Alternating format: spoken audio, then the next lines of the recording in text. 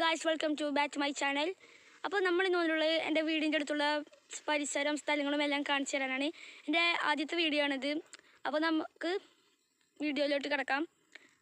അപ്പോൾ ഈ വീഡിയോ കാണുന്നവരെല്ലാം ഒന്ന് ലൈക്കും ഷെയറും സബ്സ്ക്രൈബും ചെയ്യണേ.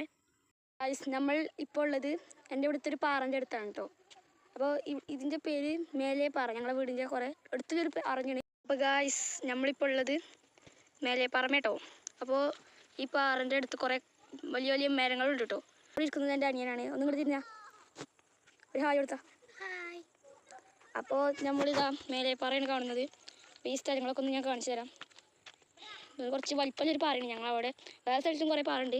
ഒന്ന് ഗ്രൗണ്ടിൻ്റെ അടുത്തായിട്ടാണ്. പിന്നെ കുളമുണ്ട്, ഒരു കുളമുണ്ട് കേട്ടോ ഇവിടെ. ഈ പാറ ഉള്ളിലൊക്കെ ഒന്ന് ഞാൻ പോയി ഇരുന്ന് കാണിച്ചു തരാം കേട്ടോ.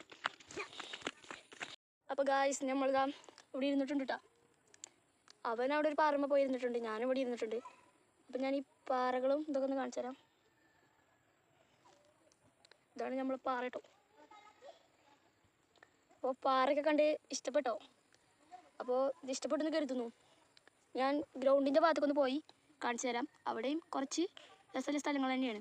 പിന്നെ ഗ്രൗണ്ടിൻ്റെ താഴെയായിട്ട് ഒരു കുളമുണ്ട്. ആ കുളത്തിൽ വലിയ വലിയ മീനുകളൊക്കെ ഉണ്ടാണ്. അപ്പോൾ ഇപ്പോൾ അത്രയ്ക്ക് മീനില്ല. അപ്പോൾ അത് പായലൊന്ന് കയറിയിരിക്കുകയാണ് അതിൽ. അപ്പോൾ അങ്ങനെ കുളിക്കാനൊന്നും പോകാൻ പറ്റില്ല.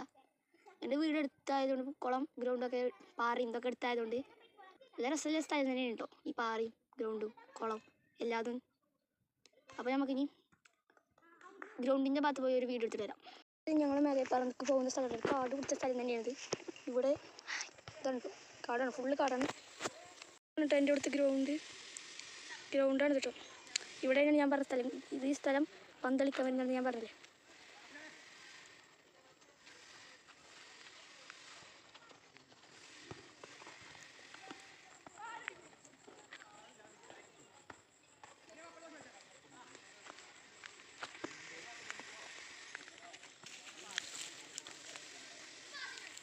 എൻ്റെ വീഡിയോ എല്ലാവർക്കും ഇഷ്ടപ്പെടുമെന്ന് ഞാൻ വിചാരിക്കുന്നു. അപ്പോൾ ഈ വീഡിയോ കണ്ട് എല്ലാവരും ഒന്ന് ഷെയറും ലൈക്കും സബ്സ്ക്രൈബൊക്കെ ചെയ്ത് ഇഷ്ടപ്പെട്ട കാര്യങ്ങളൊന്ന് കമൻറ്റും ചെയ്ത് അപ്പോൾ ഞാൻ സ്നേഹത്തോടെ അവസാനിപ്പിക്കുന്നു.